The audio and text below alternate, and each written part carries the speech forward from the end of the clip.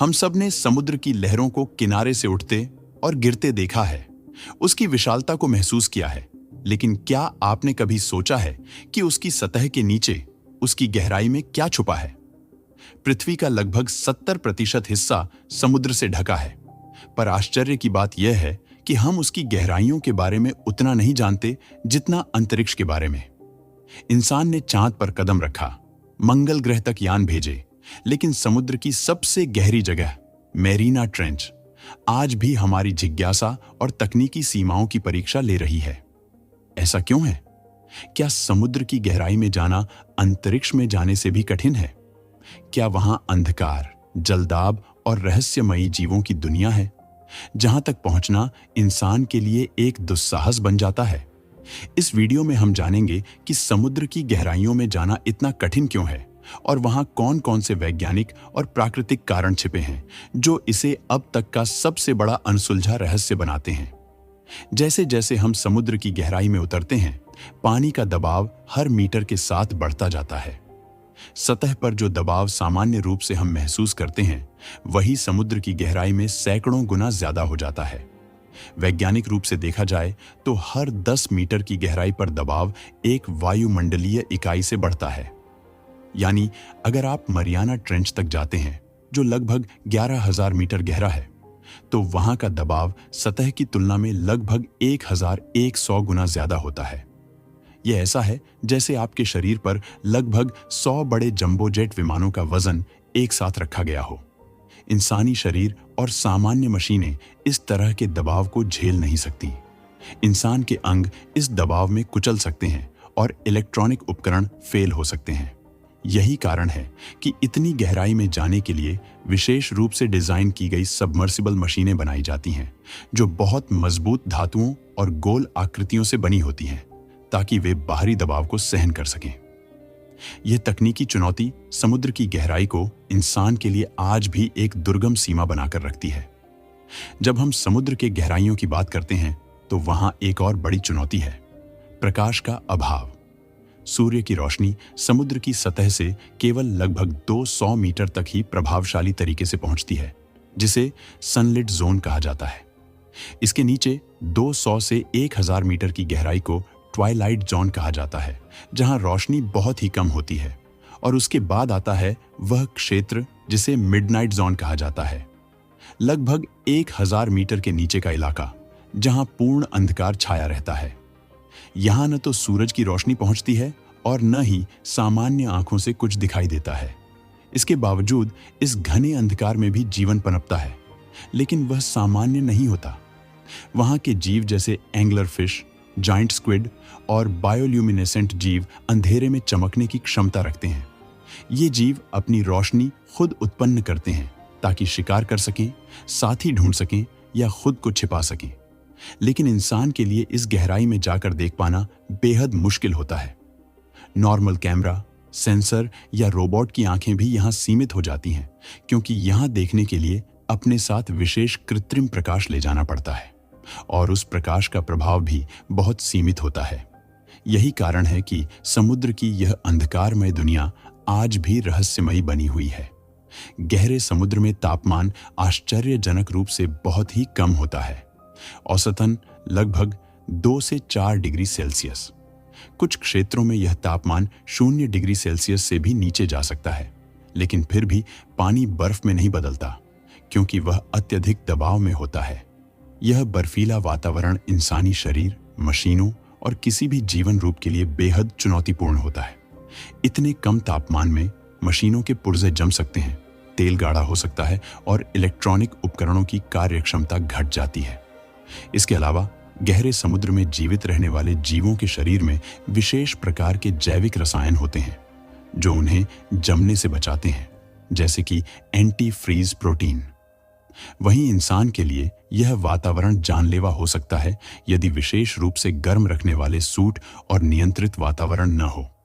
यह ठंडा और कठोर माहौल सबमर्सिबल्स, गहरे समुद्र में जाने वाली विशेष पनडुब्बियों के लिए भी बड़ी चुनौती पेश करता है। उनके इलेक्ट्रॉनिक और हाइड्रोलिक सिस्टम को इस तापमान में लगातार काम करने लायक बनाना वैज्ञानिकों के लिए एक जटिल तकनीकी कार्य है। यही वजह है कि गहरे समुद्र की खोज इतनी धीमी और कठिन रही है। वहां का वातावरण हमारी पृथ्वी का सबसे दुर्गम और चरम क्षेत्रों में से एक है। गहरे समुद्र में उतरना केवल साहस नहीं, बल्कि अत्याधुनिक तकनीक की मांग करता है। इस चुनौतीपूर्ण कार्य के लिए वैज्ञानिक विशेष प्रकार की मशीनों का उपयोग करते हैं, जैसे डीप सी सबमर्सिबल्स, आरओवीज यानी रिमोटली ऑपरेटेड व्हीकल्स, और डीएसवीज यानी डीप सबमर्जेंस व्हीकल्स। ये मशीनें बेहद मजबूत धातुओं से बनी होती हैं और उन्हें गहराई के दबाव, अंधकार और ठंडे तापमान का सामना करने के लिए डिजाइन किया जाता है। फिर भी इन मशीनों की अपनी सीमाएं होती हैं। उदाहरण के लिए, जैसे जैसे गहराई बढ़ती है, मशीनों को लगातार अधिक दबाव सहना पड़ता है। एक गलती और पूरा सिस्टम नष्ट हो सकता है। इसके अलावा डेटा ट्रांसमिशन यानी समुद्र की गहराई से सतह तक जानकारी पहुंचाना भी बहुत कठिन होता है, क्योंकि रेडियो तरंगें पानी में बहुत दूर तक नहीं जा पाती। इसी वजह से वैज्ञानिकों को डेटा स्टोर करना पड़ता है और बाद में विश्लेषण करना होता है। नेविगेशन भी गहरे समुद्र में एक जटिल समस्या है, क्योंकि जीपीएस जैसी तकनीकें वहां काम नहीं करती। वैज्ञानिकों को अति संवेदनशील सेंसर और सोनार जैसी तकनीकों का प्रयोग करना पड़ता है। वहीं रोशनी की भी सीमाएं हैं। जितना अधिक रोशनी ले जाए, उतनी अधिक ऊर्जा की आवश्यकता होती है, और समुद्र की गहराई में ऊर्जा का सीमित स्रोत एक बड़ी चुनौती है। इन तमाम सीमाओं के बावजूद वैज्ञानिकों की जिज्ञासा और तकनीकी विकास निरंतर गहरे समुद्र की अज्ञात दुनिया को समझने में लगे हैं। लेकिन यह एक ऐसी यात्रा है जो आज भी शुरुआत के चरण में ही है। समुद्र की गहराई में जीवन के ऐसे रूप पाए जाते हैं जो न केवल हमारे लिए अनदेखे हैं, बल्कि उनकी संरचना और जीवन शैली भी बिल्कुल अलग होती है। जैसे जैसे आप गहराई में उतरते हैं, सूरज की रोशनी समाप्त हो जाती है। लगभग 1000 मीटर के बाद पूर्ण अंधकार हो जाता है। ऐसे में जीव जंतु जीवित रहने के लिए अद्भुत तकनीकें विकसित करते हैं। सबसे रहस्यमयी विशेषता है बायोलुमिनेसेंस, यानी खुद से रोशनी पैदा करना।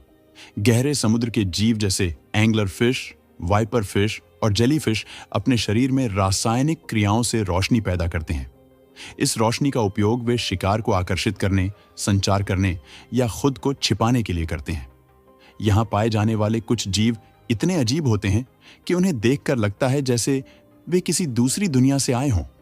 विशाल स्क्विड, जिसकी लंबाई 12 मीटर से भी ज्यादा हो सकती है, आज भी रहस्य बना हुआ है। वैज्ञानिकों को इन जीवों की केवल झलक मिली है। उनका व्यवहार और जीवन चक्र अभी भी अधूरी पहेली है। अब तक समुद्र की कुल गहराई का केवल 5 से 10% हिस्सा ही खोजा गया है।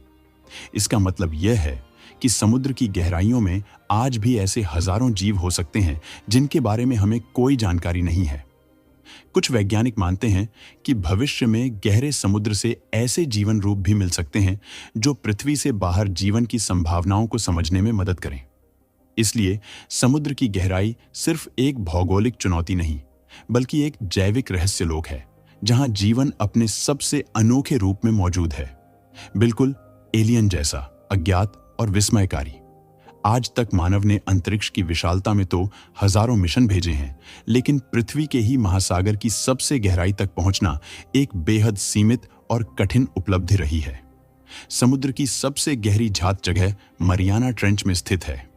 इसकी सबसे गहरी बिंदु चैलेंजर डीप करीब 10,984 मीटर गहराई पर है। इतनी गहराई का दबाव सतह की तुलना में 1000 गुना अधिक होता है, यानी लगभग 1100 बार वायुमंडलीय दबाव, जो किसी भी मानव निर्मित संरचना के लिए खतरनाक हो सकता है। इतिहास में सबसे प्रसिद्ध मानव मिशन 2012 में फिल्म निर्देशक जेम्स कैमरून द्वारा किया गया। उन्होंने एक विशेष रूप से डिजाइन की गई एकल व्यक्ति सबमर्सिबल डीप सी चैलेंजर में बैठकर मेरीना ट्रेंच की गहराई तक अकेले यात्रा की। वे इस स्थान तक पहुंचने वाले दूसरे और अकेले पहले व्यक्ति बने। यह यात्रा करीब 2 घंटे की थी और सतह पर लौटने में लगभग 70 मिनट लगे। यह एक ऐतिहासिक उपलब्धि थी जिसने विज्ञान, तकनीक और मानवीय हिम्मत की नई ऊंचाइयां स्थापित की। उनसे पहले 1960 में जैक पिकार्ड और डॉन वॉल्श ने ट्रेस्टे नाम की सबमर्सिबल से पहली बार इस गहराई तक पहुंचने का इतिहास रचा था। लेकिन तब तकनीक सीमित थी और उन्हें बहुत कम डेटा ही मिल पाया। इसके अलावा कुछ और रिमोटली ऑपरेटेड व्हीकल्स जैसे काइको और नेरियस ने भी मरियाना ट्रेंच की खोज की है, लेकिन वे बिना इंसान के भेजे गए थे।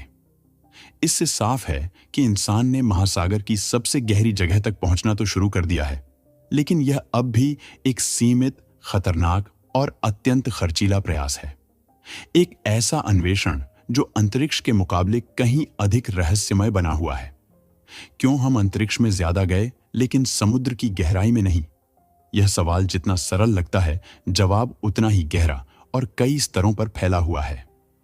अंतरिक्ष और महासागर दोनों ही अंतिम सीमाएं हैं, लेकिन इन दोनों में इंसान ने बेहद असमान गति से अन्वेषण किया है। आइए इस रहस्य की परतें खोलें।